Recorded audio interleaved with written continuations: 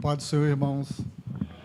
Convido os irmãos, por favor, a abrirem as suas Bíblias lá no livro de Romanos, capítulo 11, do versículo 1 a 15, e também, voltando algumas páginas, no versículo 9, 27, no capítulo 9, 27 ao 29.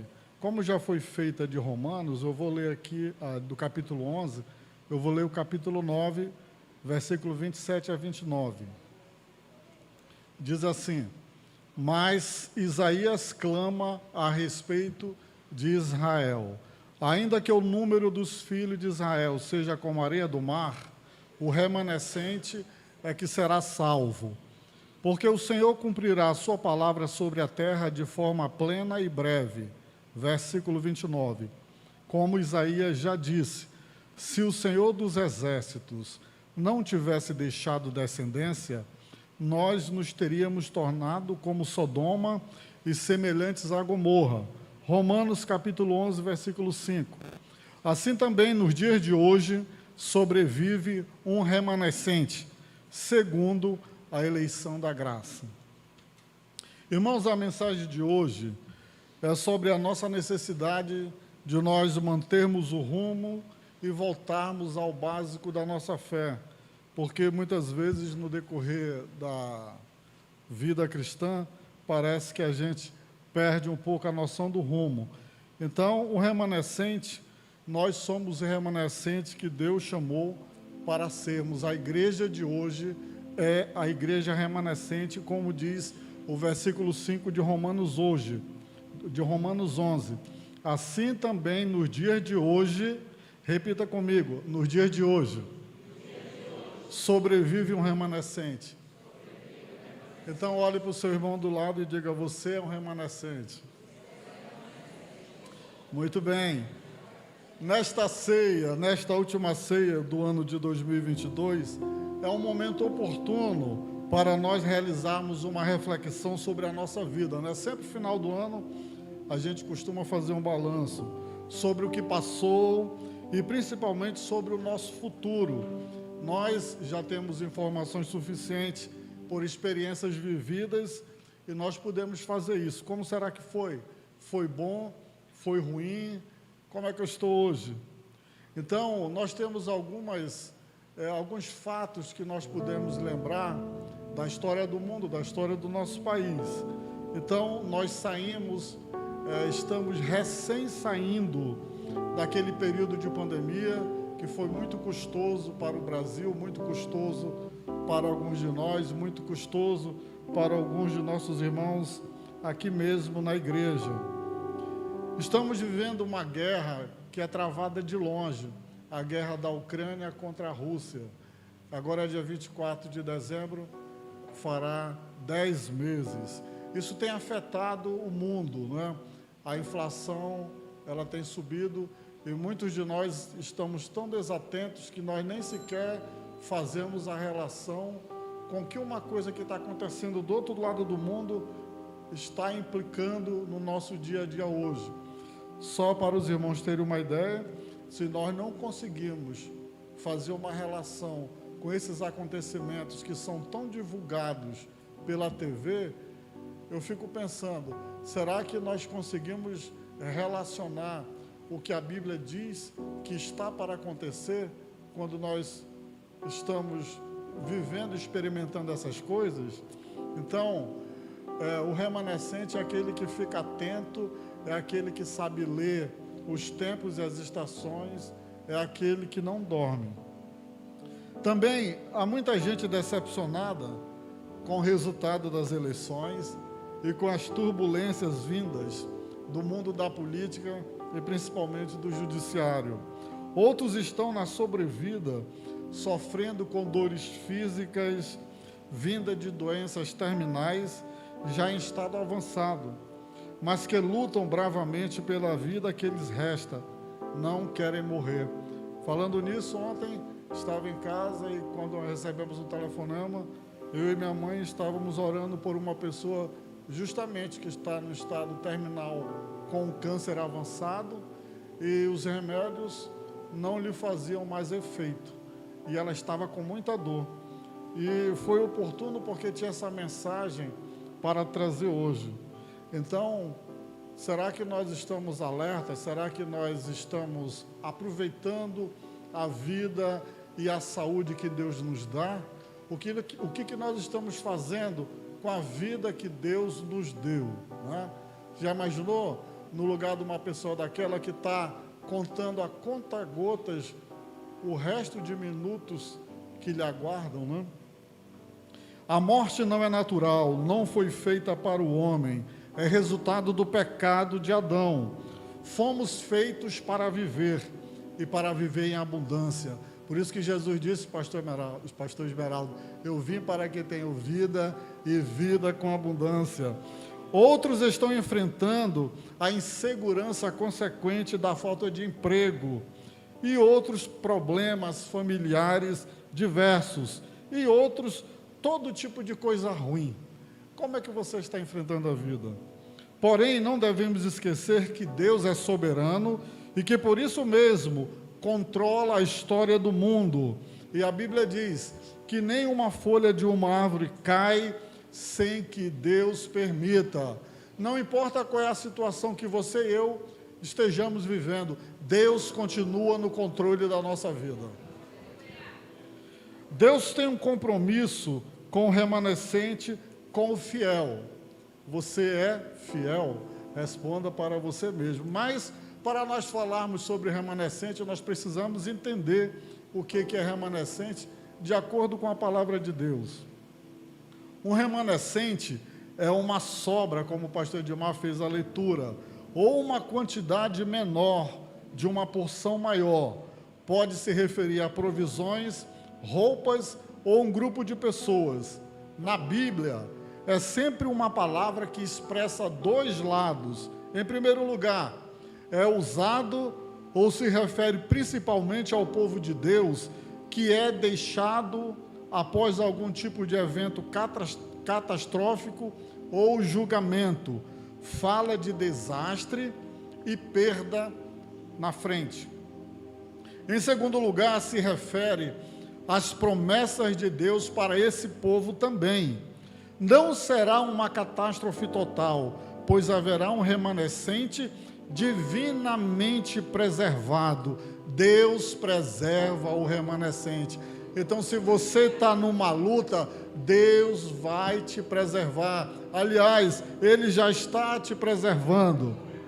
E aí eu pediria que você olhasse para o lado de novo, diante desse conceito, e olhasse para o seu irmão e dissesse de novo: você que está aqui, você é um remanescente, e Deus cuida de ti. Muito bem.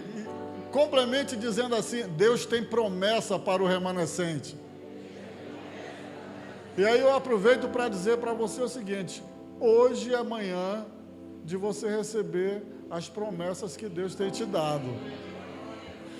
O plano de Deus, irmãos, então nós temos que entender que o plano de Deus, ele está se cumprindo independentemente de eu trabalhar para que ele se cumpra ou não. Deus, é um trator que vai passando. Agora, nós devemos perceber o seguinte: eu sempre gosto de ter essa imagem. Eu tenho que ter uma noção de quem eu sou no reino de Deus. Irmãos, eu sou servo. Todos nós que estamos aqui somos servos, e ninguém pode dar ordem para Deus, para dizer o que Ele tem que fazer. Ele vai passar com o D8 dele, e vai levar tudo que está na frente. Agora, eu quero fazer parte desse plano? Essa é a questão. Se eu quero fazer parte desse plano, eu não posso fazer beicinho no reino de Deus, eu não posso ficar com milindres. Eu tenho que dizer: Senhor, como é que eu posso ser útil no reino de Deus? Como é que eu posso trabalhar para que de alguma forma eu contribua para que o teu reino seja expandido na terra? Eu acho interessante como tem gente que, por falta de uma visão espiritual, chegou na igreja, se sentou no banco com cola mil e nunca mais se levantou para fazer nada. É crente de banco. Irmãos, a palavra dos talentos, ela bate muito contra a gente, ela diz que nós precisamos trabalhar. E acredite, Deus não vai deixar de realizar o seu projeto porque eu vou ficar parado. Se eu decidir ficar parado, parado ficarei, mas o reino de Deus vai avançar, né? Então, como é que eu posso contribuir para a realização do plano mestre de Deus? Pense nisso. Se Deus está trabalhando em seu plano, então como é que a igreja deve proceder? Essa é uma pergunta muito lógica, irmã Iracema. Então, como é que a igreja deve proceder? Quem é a igreja? Somos nós. Olhe, por favor, de novo para o seu irmão do lado e diga assim: meu irmão, igreja não é placa denominacional, nem essa estrutura aqui. Igreja é você e eu também. Ok, então agora que você sabe que a igreja é você, como é que você deve proceder para que o plano de Deus seja realizado? Veja só, irmãos, a igreja, o mundo, a sociedade atual, ela está entrando em um tempo de abalo. Deus está chamando o seu remanescente, ou seja, você, Deus está chamando você. Paulo estava falando sobre o remanescente lá no capítulo 9. Então, ele está citando Isaías no capítulo 10, versículo 22 e 23. Diz assim, Paulo estava falando sobre os filhos de Israel.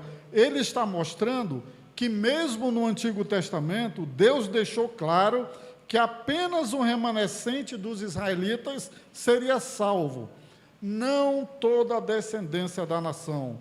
Então, irmãos, durante toda a história, no Velho Testamento, várias passagens mostram que nem todo povo, nem todo filho de Abraão, segundo a carne, seria salvo, mas somente os filhos de Abraão, segundo a promessa. E eu quero trazer um pouco para cá, para a igreja também. Nós não podemos pensar e nem nos enganar que uma vez que aceitamos Jesus, parou por aí. Se nós não continuarmos fiéis, para que ninguém roube a nossa coroa, se nós não continuarmos no sentido de prontidão, esperando a Jesus, nós vamos ficar com o mesmo pensamento daqueles israelitas do passado, que achavam que por ser filho de Abraão no sangue, já estavam salvos. E Jesus várias vezes os confrontou, chamando que eles eram filhos de Satanás, e chamavam também de raças de víboras. Então, nós como igreja do Senhor, nós demos o primeiro passo, nós aceitamos Jesus, mas nós temos que permanecer firmes no Senhor. Vejamos bem, no versículo 24, Paulo escreve que Deus chamou seu povo, dentre os judeus e gentios, ele os chamou para a fé em Cristo, para que eles e nós recebêssemos a misericórdia de Deus. Mas vem a pergunta, por que nós precisamos da misericórdia de Deus, que só está disponível em Cristo? Por que você precisa da misericórdia de Deus? Por que eu preciso da misericórdia de Deus? E aí, o próprio Isaías responde: porque o julgamento de Deus está chegando. Irmãos, o julgamento de Deus está chegando. Por isso que nós devemos estar jogados aos pés do Senhor Jesus Cristo para recebermos essa misericórdia, porque só será salvo aqueles que estiverem em Cristo até o fim. Então, essa é uma certeza, não é se virá o julgamento, mas quando ele virá.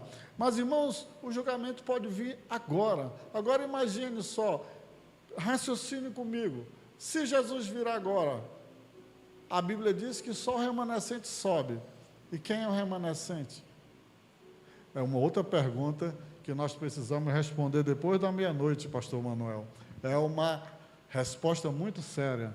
O Senhor cumprirá sua sentença na terra pelos pecados da humanidade. Ela virá rapidamente, sem demora, de acordo com o tempo de Deus. Para mim e para você pode parecer uma eternidade. Vão fazer 36 anos que eu aceitei Jesus como Salvador. Mas desde que eu era pequeno, eu ouvia falar que Jesus estava voltando. Para o tempo humano, pode parecer muito, e é por isso que muitos se desviam, mas para Deus isso não é nada. O que importa é que nós estejamos preparados. Em outras palavras, quando chegar o momento do julgamento, Deus não hesitará. Mas por que ele ainda não veio? Pastor Jean, é porque ele está dando tempo para que muitas pessoas se arrependam e se consertem com Deus.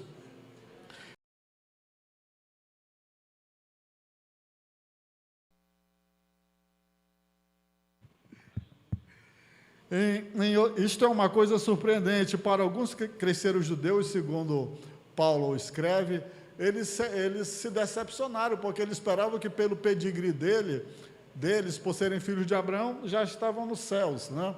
Mas Paulo estava dizendo, não é bem assim, vocês precisam se arrepender, porque vocês precisam aceitar Jesus Cristo. E nós, irmãos, nós aqui que já confessamos o Senhor como nosso Salvador, como é que está a nossa situação em Cristo? Então, o que Deus está fazendo? Deus está preparando a igreja. Por isso, o que realmente precisamos é nos prepararmos, é estarmos preparados para a vinda do Senhor Jesus, que virá como ladrão pela noite. Irmãos, se nós bem soubéssemos, a preocupação número 1 seria com a nossa salvação. Seria nós estarmos preparados para ouvirmos o som da trombeta. Tinha um LP antigo do Luiz de Carvalho que dizia assim, o que você faria hoje se você soubesse que Jesus viria amanhã? Mas a pergunta ela é mais estreita. O que nós faríamos hoje se nós soubéssemos que Jesus voltaria hoje, né? Você e eu estamos preparados para a volta de Jesus? É isso que Deus está fazendo. Ele está preparando a sua igreja para o seu retorno. Você está se deixando ser preparado pelo Senhor? Ou eu e você estamos fugindo desse preparo que Deus tem para a sua igreja? No Evangelho de Lucas, capítulo 18, do versículo 1 ao 8, existe a parábola daquela viúva persistente. Jesus disse que o Senhor, aquele juiz, iria fazer justiça para aquela viúva, porque ele não estava mais aguentando ela importuná-lo. No versículo 18, no capítulo 18, verso 8, Jesus diz assim, quando vier o Filho do Homem, achará realmente fé na terra? Vejam só, irmãos, Jesus estava falando para os seus discípulos, e os seus discípulos foram os responsáveis pela implantação da igreja, e chegou até nós. Então, as palavras que Jesus falou para os seus discípulos, é como se ele estivesse falando para nós hoje, da Assembleia de Deus. Então, eu vou parafrasear essa frase de Jesus, como se fosse para nós. Quando vier o Filho do Homem, achará fé na Igreja Assembleia de Deus do Brasil? Achará crentes preparados? Pergunta do Senhor. Responda depois da meia-noite. Vamos nos deter um pouco, irmãos, sobre a história de Gideão, um crente lá do Antigo Testamento, e vamos verificar o que aquele homem fez e quais eram as características daqueles soldados que ali estavam, e vamos ver se de alguma forma nós aqui nos identificamos com ele. Todos nós sabemos que o Senhor chamou Gideão para uma missão, e inicialmente tinham 30.000 soldados preparados, mas Deus queria mostrar que ele queria fazer algo maravilhoso, algo tremendo, e que ele não precisava de uma grande multidão, para que aquela grande multidão depois não fosse se gabar, o próprio Gideão dizendo que conseguiram pelo grande número de pessoas que tinham. Então Deus mandou que fosse fazendo um processo de eliminação. Saíram 20.000, ficaram 10.000, eles foram para um teste final, que era beber água. E lá nós verificamos que dos 10.000 ficaram apenas 300 soldados para lutar contra os midianitas. Mas qual era, então, a característica, ou as características principais daqueles 300 que era o remanescente de 30 mil? Vejam só, irmãos, 30 mil, só sobrou 300. Se a minha conta não falha, eu acho que era 1% do total, né? 300. Então, vejam só, como era que eles podiam, do ponto de vista humano, vencer o exército dos midianitas, que talvez não fosse possível nem vencer com 30 mil. E Deus disse que aqueles 300 eram suficientes para ele fazer a obra. Quero dizer para você nessa manhã, irmãos, não importa se você está, do ponto de vista humano, você se sente só ou você se sente com a minoria. Mas se você estiver com Deus, você já é vitorioso, você já tem a vitória. Porque não precisa mais de ninguém. Eu me lembro lá do registro que Jerusalém ficou sitiada, o exército assírio chegou, o rei rasgou a sua veste, ficou com medo, orou ao Senhor. De noite, Deus mandou um anjo que matou 185 mil assírios. Um anjo matou 185 mil assírios, que era o maior exército daquele tempo. Então, eu vou dizer para você nessa manhã, basta Deus mandar um anjo para te ajudar, e tudo será resolvido. Mas, irmãos, o que nós podemos aprender com aqueles 300? Primeiro, eles eram remanescentes, foram separados porque não tiveram medo, porque quando o medo entra em cena, muitas vezes é seguido pela falta de fé em Deus, pela falta de fé de que Deus pode fazer o que diz e cumprir o que Ele prometeu. Quando nós estamos com medo, nós ficamos cegos e nós não enxergamos mais Deus. Vocês se lembram das 2 vezes que os discípulos enfrentaram uma tempestade no Mar da Galileia? Eles não conseguiram enxergar Jesus. Jesus estando do lado. O medo cega, o medo paralisa. Aqueles 300 não tiveram medo. E se você for verificar, lá no livro de Apocalipse, capítulo 22, eu acho que é 15, a primeira característica de quem não vai entrar nos céus é o tímido. Eu dava o exemplo lá em Manacapuru, que tímido não é uma pessoa como o pastor Paiva ou como o pastor Saraiva, que são pessoas calmas, é diferente.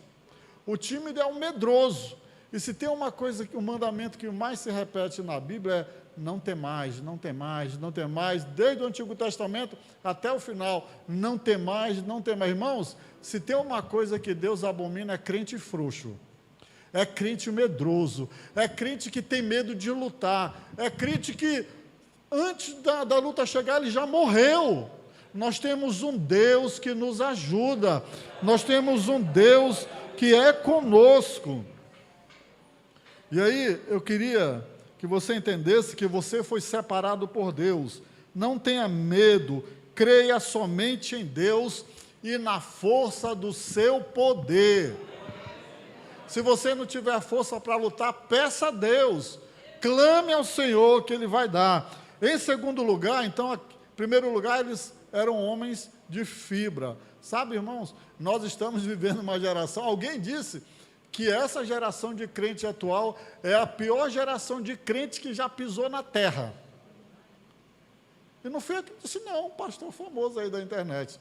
Diz que é a pior geração, crentes com todo tipo de característica negativa, mas aqui eu vou me apropriar de uma: crente frouxo, crente medroso. Aí nós temos, aí é por tabela. Vocês já viram o dominó, quando a gente coloca assim em pé, que toca num e vai, derruba tudinho, pastor Dilma, não é? Se o crente é frouxo, ele vai ser um marido frouxo, um pai frouxo, vai ser dominado pela mulher, ela vai pegar assim, no colarinho dele, assim, pela gravata e trazer, vai ser um pai frouxo que o filho... Irmãos, é terrível isso. E o pior, que é um espelho que a igreja está projetando no mundo. É uma luz negra. Porque nós temos que projetar a luz divina, a luz do Senhor, e não uma luz negativa. Mas, em segundo lugar, eles estavam vigilantes alertas, atentos. Levar a água à boca indica que eles estavam vigiando os arredores. Eles sabiam que estavam em batalha e estavam prontos para lutar com pouco conforto. Eles estavam dispostos a sacrificar o conforto pessoal deles. Eles estavam, aliás, eles já tinham saído da zona de conforto deles há muito tempo. Eram soldados que compreendiam os tempos em que viviam e permaneciam vigilantes. Sabiam quando era um tempo de batalha e quando era tempo de descansar. A pergunta que eu faço: você e eu estamos atentos? Você e eu estamos alertas? Você e eu estamos vigiando? Você e eu já saímos da zona de conforto? Você e eu sabemos quando lutar e quando descansar? Você estará vigiando quando Jesus vier? Eu vou cantar, pastor Everlan. Brilhará a tua luz quando Jesus vier. Por isso que o hino diz: ó ser pronto quando Jesus vier. Irmãos, sabe qual é o problema da igreja de hoje? É que a igreja de hoje não quer sair da sua zona de conforto. Nós estamos em tempos de guerra. Nós temos que estar com a espada, nós temos que estar com arco. E uma das características desses homens eram que eles eram ambidestros. O que é isso, pastor? Eles lançavam a funda, pastor Francisco, com a mão direita e lançavam a funda com a mão esquerda e alcançavam, pastor Everlan, o mesmo alvo. Será que eles eram treinados? Irmãos, olha a nossa funda e a nossa espada. A gente não sabe nem abrir com a mão direita, nem abrir com a mão esquerda. Às vezes, quando a gente diz assim: abra um livro, vamos abrir a nossa Bíblia no livro de Romanos, tem irmãos procurando no Antigo Testamento. Será que nós temos condições, pastor Francisco, de lutar desse jeito, não? Pergunte para você. O remanescente, novamente, é o que Deus sempre usou para realizar a sua obra. Deus não vai atrás de maioria, irmãos. Deus vai atrás de minoria que está vigilante, que está cheio do Espírito Santo, que entende o chamado dele. Você já viu crente que quando a gente chama para dar uma obrigação, um trabalho, uma tarefa, inventa 1002 justificativas para não fazer? Esse está frito. Por quê? Porque não está ouvindo a voz do seu pastor. Como é que vai ouvir? Missionário Iracema, a voz do Espírito Santo. Então, irmãos, fique bastante atento se você não está produzindo nada no reino de Deus, se você não está dando nem conta daquilo que te chamam para fazer. E aí, sabe qual é a posição do remanescente? Caia lutando com a espada na mão. Isso é glorioso, isso é glorioso. O remanescente é uma igreja que não desiste nunca de Deus. Em vez disso, ela irá buscar ainda mais se relacionar com Deus. Como é que está a nossa vida de oração? Como é que está a nossa vida das práticas, das disciplinas bíblicas? Quando as coisas estiverem ruins, e mesmo no seu pior, a igreja remanescente não regredirá espiritualmente, e sempre confiará em Deus e na sua palavra. A igreja remanescente vive e respira e existe somente em Deus. Isto é, ela é completa e totalmente dependente de Deus. Irmãos, nós não precisamos saber quem vai ser o presidente do Brasil, isso não importa. Importa que nós confiamos e dependemos de Deus e que as portas do inferno não prevalecerão contra a igreja do Senhor. A igreja remanescente é um povo que acredita de todo o coração e vive suas vidas sabendo que Deus fará tudo para o nosso bem e que Ele está no controle de tudo. É uma igreja que tomba no campo, pastor Francisco, mas nunca foge. Como é que está você e a sua luta? Você já fugiu Você está para desistir ou você está confiando no Senhor que você vai até o fim, que Ele vai te dar força? Eu coloquei uma observação aqui, missionária Rosilene, que eu não coloquei lá, para nós nos lembrarmos dos mártires antigos, tanto do Antigo Testamento, mas principalmente do Novo Testamento, quando eles não negavam a sua fé e era levado família inteira para dentro de uma arena, e lá era-lhes dado a oportunidade deles negar Jesus. Quando eles não negavam Jesus, tinha várias formas de morrer. Ou era com uma espadada, ou com uma flechada, ou com uma lança, ou entregue aos leões, mas tinha uma que era particularmente assim, era uma tortura mesmo. Imagina assim uma haste com um gancho, com umas unhas grandes de metal, né, que era chamado ungulai, e aí o camarada dava assim uma ripada, onde pegava no corpo da pessoa, ele puxava com toda a força. Então você já imagina, tipo um anzol mais grande pegando, podia vir pedaço de osso, costela, músculo, viam tudo, mas aqueles crentes não negavam ao Senhor. Eles morriam daquele jeito, mas eles morriam sabendo que, ao abrir os olhos do outro lado, estarão abrindo os olhos aos braços do Senhor Jesus. Irmãos, como é que está a nossa fé? Como é que está a caminhada? A igreja remanescente também voltará a pregar o Evangelho, pois só ela tem o poder para salvar. Quando a igreja para de evangelizar, para de pregar, já é um sinal, missionária Rosilene, para saber se é um remanescente ou não. Então, a igreja remanescente, ela tem no sangue o ardor pelo evangelismo e o ardor pelas missões. Então, não é sem significado que o tema do ano e do ano que vem para a nossa igreja é alargando as fronteiras, vivendo o jubileu de ouro. Irmãos, mas eu vou parar aqui um pouco. A gente fala em alargando as fronteiras e vivendo o jubileu de ouro. Eu não sei se hoje era dia de oferta para missões. Quando é que você trouxe para alargar as fronteiras?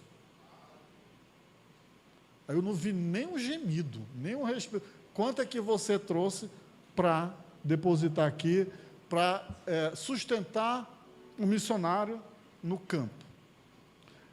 Aí você pode dizer assim, pastor, mas eu não estou trabalhando. Ok. Quantas vezes por dia na sua oração você diz para o Senhor mandar trabalhadores para a seara, para que o pastor Roberto, o reino de Deus seja expandido? Então, dessa daí não depende, mesmo que você não tenha língua, mas você pode orar em pensamento. E, aliás, você já se dispôs a fazer alguma coisa para o reino? Então, a partir daí, comece a pensar se você é um remanescente ou não. A igreja remanescente parecerá e agirá como Jesus. Será um exemplo para o mundo do Senhor, Deus, e de seu amor pelos perdidos. O amor pelos perdidos é a marca de Deus. Então, uma das características da igreja remanescente é o amor pelos perdidos. Então, está diretamente relacionado com o processo de evangelismo e com o processo de missões. Você tem evangelizado alguém? Esse ano você ganhou alguém para Jesus? Você convidou alguém para vir para a igreja? Você trouxe alguém para vir para a igreja? Você distribuiu alguma literatura? Não vale a irmã Nazaré, mas você fez alguma coisa assim? Irmãos, comece a pensar, é a palavra de Deus batendo na gente, né? Deixe-me falar mais um pouco sobre a característica do remanescente. E aí eu vou pegar uma história também do Antigo Testamento. Eu tenho mais 15 minutos, missionário? Lá que está no primeiro livro de Crônicas, capítulo 12, versículo 23 e versículo 32. Eu vou ler. Este é o número dos homens armados para a batalha, que vieram a Davi em Hebrom, para lhe transferir o reino de Saul, segundo a palavra do Senhor. Dos filhos de Issacar, que sabiam discernir o tempo, para saber o que Israel devia fazer. Grave isso. Que sabiam discernir o tempo, para saber o que Israel devia fazer. 200 chefes e todos os seus irmãos sob as suas ordens. Vejam só. Fala sobre os homens de Issacar, homens que entenderam os tempos e sabiam o que Israel deveria fazer. 200 chefes, com todos os seus parentes sob o seu comando. Irmãos, se tem uma coisa que está faltando hoje, não só no mundo espiritual que eu falo, nas igrejas, mas como um todo, né? Talvez essa não seja não somente a pior geração de crentes que pisou na terra, mas é a pior geração de políticos, a pior geração de líderes. O que nós vemos de chefes, chefes de estados e de governos, que não sabem discernir os tempos e nem como se portar, não está no gibi. Se você acompanha a história, você vê que lá na Inglaterra, eu acho que só esse ano já passaram uns 5 primeiros-ministros. É eleito e cai, é eleito e cai, é eleito e cai, né? Pede a conta, se demite, né? Porque se acha sem condições. E não é o momento, vejam só, este não é o momento para a igreja se conter. Nós somos a igreja. A Bíblia nos informa que 2 coisas estão prestes a acontecer. Abra bem o seu ouvido. Haverá um grande avivamento. Dê uma glória a Deus. Mas também o que o apóstolo Paulo chamou, que também haverá uma grande apostasia. Diga misericórdia. Diga bem alto, misericórdia.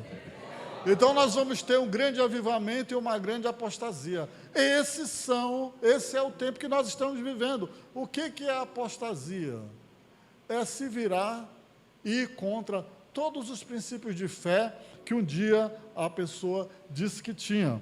Então, nós temos que entender e discernir o tempo que nós estamos vivendo. Se alguma vez houve um tempo para não ficar confortável, esse tempo é hoje, é agora. Deus está procurando por guerreiros que entendam os tempos. Você está entendendo os tempos? Como pastor, como dirigente de congregação, como supervisor de área, como sacerdote da sua casa, você está discernindo os tempos? Nós estamos vivendo os últimos dias. O remanescente de Deus entende isso e se prepara para isso. O remanescente desenvolve um relacionamento com Deus. Nunca devemos parar de nos comunicar com Ele, de falar com Ele. Como é que eu falo com Deus? Através da oração. Nunca devemos parar de ouvi-lo. Como é que eu ouço Deus? Lendo a palavra de Deus. Então, se você não ora e não lê a palavra de Deus, o seu relacionamento com Deus, sinto muito, está prestes a acabar, se já não acabou. O remanescente de Deus, eles são disciplinados em suas devoções a Deus. Precisamos que nossas raízes se aprofundem em Deus e em troca veremos os frutos. Mas que fruto seria esse? Seria nós vermos esse lugar aqui cheio de pessoas novas convertidas e prontas para o discipulado. Mas sabe qual é a realidade das nossas igrejas? Nós vemos bancos vazios, às vezes fileiras de bancos vazios, tanto aqui como nas congregações. Então, irmãos, isso já é um sinal de despertamento. Sabe por quê? O que eu acabei de ler. Está faltando alguma coisa.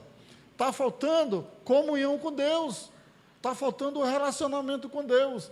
Se faltar isso, significa, missionária Rosilene, que eu não sou remanescente.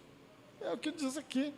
A chama do amor de Deus pelas almas, como eu já falei, deve arder em nossa vida.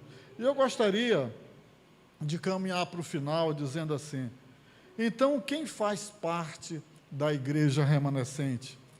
Serão aqueles que têm uma fé simples e amam a Jesus Cristo acima de tudo e obedecerão a sua palavra sem mudar para a esquerda e nem mudar para a direita.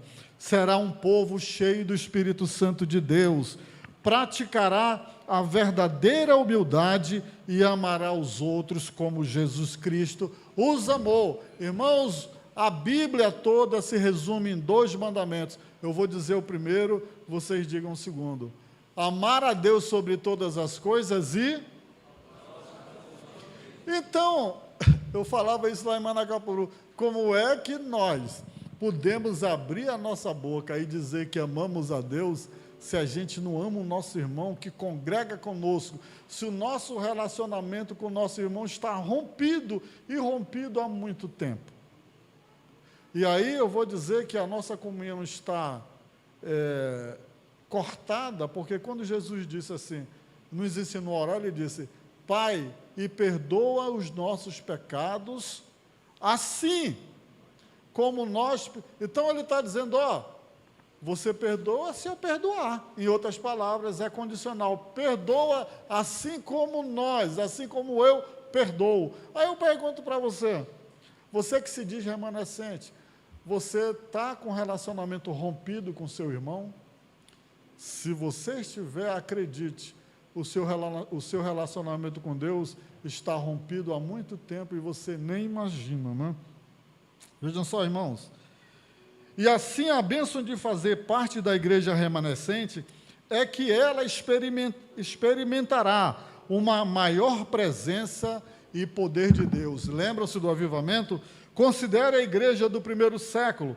Eles eram uma minoria odiada, mas o poder e a presença de Deus acompanharam o seu ministério, onde em uma geração o mundo inteiro foi evangelizado. Uma minoria evangelizou o mundo em mais ou menos 40 anos. Aí eu pergunto, o que Deus pode fazer por nós, se nós somos remanescentes, simples e tementes a Deus? Aquela promessa que Deus deu para o pastor Eliude e para a missionária Rosi, de dar o Brasil de comprido e de largo, certamente, irmãos, em menos de 40 anos, porque nós temos um planejamento de 50 anos. Está lembrado, pastor Verlão? Onde nós estaríamos daqui a 50 anos? E aqui, a Bíblia está dizendo que em uma geração, aqueles cristãos que eram minorias, mas cheios do Espírito Santo, eles evangelizaram o mundo de comprido e de largo. Evangelizaram todo o Império Romano. Irmãos, é isso que o Espírito Santo de Deus quer fazer com essa igreja hoje, porque é uma promessa. Nós precisamos reacender o fogo das promessas de Deus. É por isso que eu digo que Deus pode estar fazendo grandes coisas ainda nesta manhã, no dia de hoje. E assim, para voltar ao chamado do Senhor para a sua igreja, precisamos voltar aos fundamentos da nossa fé. E eu quero concluir, irmãos, uma palavra bastante simples, dizendo o seguinte: e assim, Deus está chamando sua igreja e preparando um remanescente que cumprirá o seu chamado, não importa o que aconteça. Deus cumprirá o seu chamado, não importa o que aconteça. Agora você quer ser um remanescente do Senhor? Diga amém. E eu creio que se você está aqui, está acompanhando pelas mídias, Deus tem um projeto na tua vida. Portanto, vamos manter o rumo, voltando e mantendo o básico de nossa fé, conforme descrito na palavra de Deus. Deus ama você e tem um plano mestre para você no reino dele. Você quer ser incluído nesse plano para conhecer e servir ao Deus do universo? Ter seus pecados perdoados e ter Deus como amigo, em vez de experimentá-lo de longe? Então você precisa urgentemente, eu e você, de Jesus na nossa vida. E o resto de nós, valorizamos nossa condição de remanescente, de uma minoria privilegiada, ou nós estamos aqui dando pouco caso para isso, ou nós estamos sendo como o crente Esaú, que não fez caso do seu direito de primogenitura. Irmãos, quantos de nós, e é lamentável dizer isso, estamos pisando no nosso direito de remanescente? Então você e eu precisamos de Jesus. Saiba que a verdadeira igreja é, por natureza, um movimento minoritário. Não espere grande multidão para fazer a obra. Trabalhe com seus 300, trabalhe com aqueles que estão do seu lado e confie no Senhor. Romanos 11, Havia um preço para os judeus e gentios se converterem à fé em Cristo. Irmãos, Jesus já pagou o preço na cruz, mas nós precisamos pagar o preço do chamado, o preço do discipulado. O discipulado nunca acaba, só acaba quando Jesus voltar. Mas sabe o que acontece? Nós não queremos deixar a nossa zona de conforto. Agora escute isso, em grande parte do mundo asiático e do Oriente Médio, há um preço ainda maior hoje, mas não estamos acostumados como uma etiqueta de preço, e pode nos surpreender quem está ou não disposto a pagá-lo. Os nossos irmãos, lá na Cortina de Ferro, continuam pagando o preço com a sua vida, mas você irá se surpreender no meio de nós, como tem gente que nós não imaginávamos que eles não estivessem dispostos a carregar a cruz. São crentes de prateleira, são crentes de vitrine, são crentes que vêm, sentam e vão embora. A sua presença não faz nenhuma diferença no reino de Deus. Por quê? Porque não colocaram ainda a mão no arado.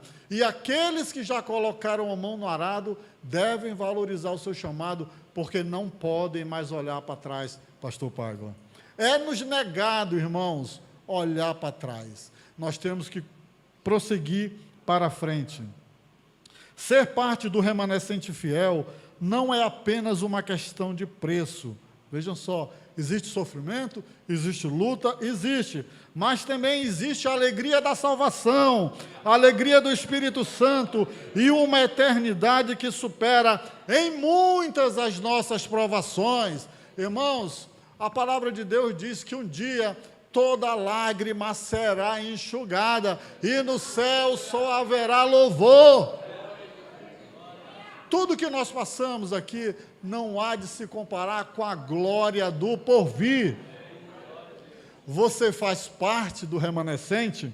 Vou concluir com a leitura que fiz. Assim também Deus, nos dias de hoje, tem um remanescente que sobrevive segundo a eleição da graça. Você é um eleito, você é um remanescente, você é um sobrevivente, você é um vitorioso. Dê valor para a sua salvação e trabalhe no reino. Que Deus nos abençoe.